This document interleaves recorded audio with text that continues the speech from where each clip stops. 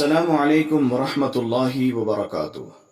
دوستو، آج کے ہمارے ویڈیو کا ٹاپک ہے بینک سے قرض لے سکتے ہیں یا نہیں، چاہے وہ کاروبار کے لیے ہو یا اپنی ذاتی خرچے کے لیے ہو یا مکان بنانے کے لیے ہو۔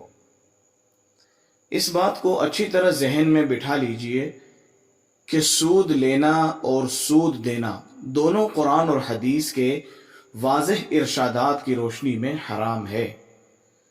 حدیث پاک میں سودی لین دین کرنے والوں پر لعنت کی گئی ہے اور بینک سے ملنے والا قرض سراسر سود پر مشتمل ہوتا ہے، اور بینک سے قرض لینا سودی معاملہ ہے اور سودی قرض لینا جائز نہیں ہے، اور شدید مجبوری کی صورت میں سودی قرض لینے کی اجازت دی گئی ہے، لیکن معمولی مجبوری میں یہ گنجائش نہیں ہے۔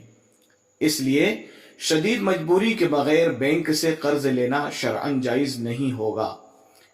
یہ بات بھی قابل توجہ ہے کہ اگر گزارے کی کوئی بھی صورت موجود ہو تو سودی قرض لینا حرام ہوگا۔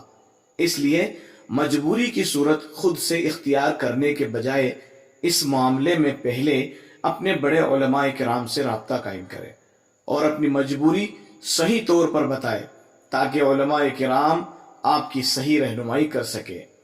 باقی ضرورت کے لیے کسی رشتہ دار یا کسی پہچان والے شخص سے قرض لیا جا سکتا ہے، اور اگر کوئی بندوبست نہ ہو تو اللہ تعالیٰ پر توکل کرتے ہوئے قناعت کرنا چاہیے، کیونکہ قرض لینے کے بعد اس قرض کی ادائیگی کا بھی تو انتظام کرنا ہوگا۔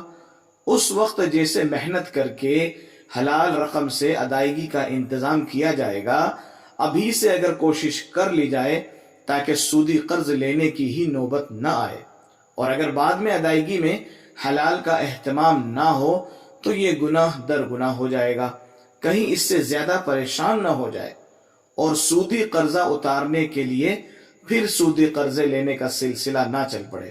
اور آدمی اگر حرام سے بچنے کے لیے ہمت بلند رکھے اور اللہ پر بھروسہ رکھے تو اللہ کی طرف سے مدد بھی ہوتی ہے، اور اللہ تعالیٰ ایسی جگہ سے بندوبست کرتے ہیں جو اس کے وہم و گمان میں بھی نہیں ہوتا۔ تو دوستو، ہم دعا کرتے ہیں کہ اللہ رب العزت اپنے سبھی بندوں کی اپنے غیب کے خزانوں سے مدد فرمائے، اور اس سودی لین دین سے اور اس لعنت سے اللہ پوری امت مسلمہ کی حفاظت فرمائے، آمین۔ ہماری یوٹیوب چینل راہ سنت کو سبسکرائب کریں، لائک کریں اور شیئر کرنا نہ بھولیں۔ جزاک اللہ خیر۔